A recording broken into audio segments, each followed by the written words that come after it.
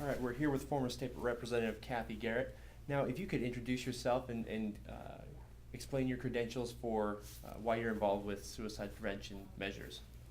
All right, I'm Kathy Garrett, and I'm a former representative, and when I began in the legislature, I carried a couple of pieces of suicide prevention legislation, and then when I left, I became appointed by the governor to the Idaho Council on Suicide Prevention.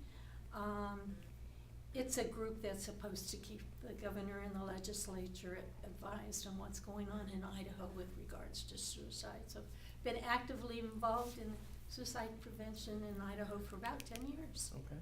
Now, in brief, if you could just sum up a little bit of what was talked about at the meeting today here in Boise about suicide prevention.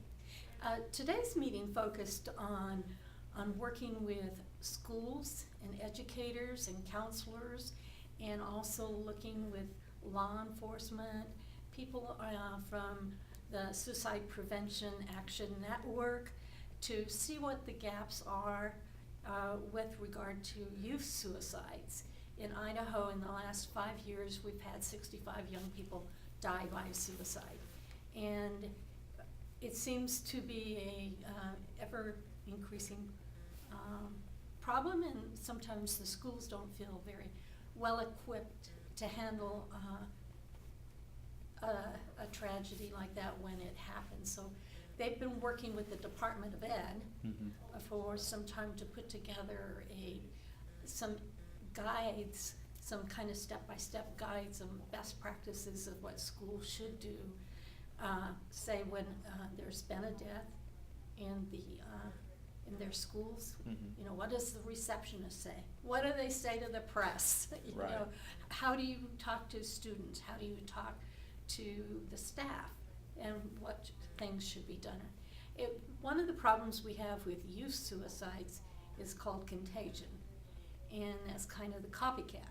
So the stuff we want to put out, we want to make sure does not encourage that, but talks to young people in a way that discourages the copycat or the contagion issue and stuff. So what words really matter, and it really does do that with teens. Right. So now, you said that these meetings are here to clear up gaps for school officials, law enforcement personnel, etc.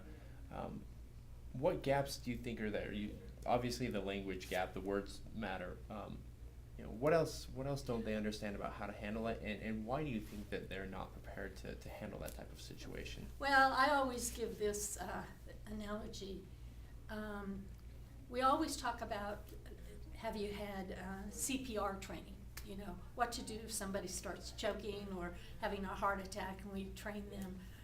We never think about training people, counselors, social workers, on to recognize the signs and symptoms and risk factors of suicide. So we have people a lot of times that haven't had that experience. So that's one gap, is informational gaps. One of the great things about roundtables is bringing people together to sit down and talk about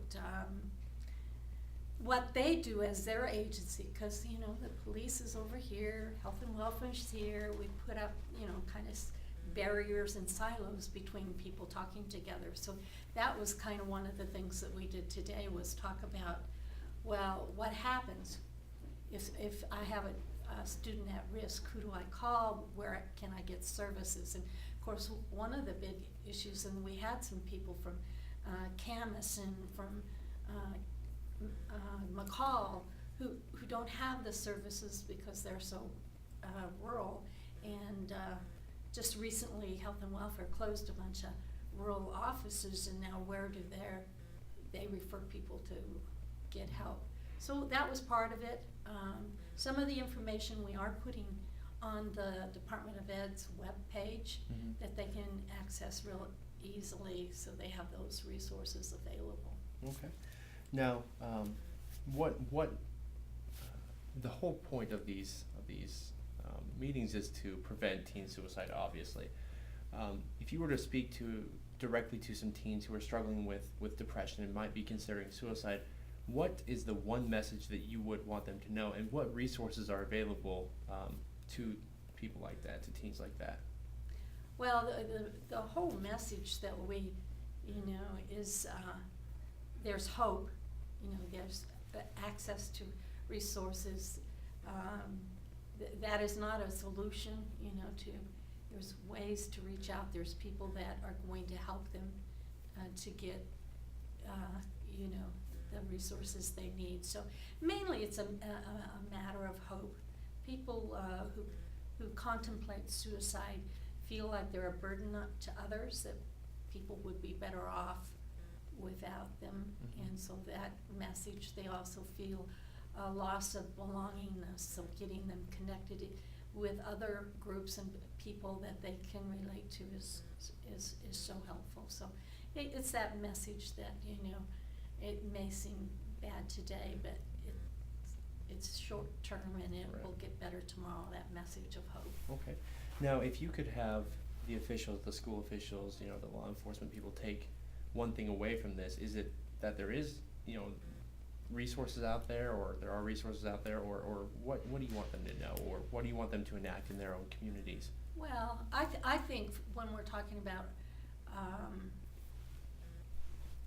those type of people, what we want them to know is everybody's part of the solution. We need to work together, and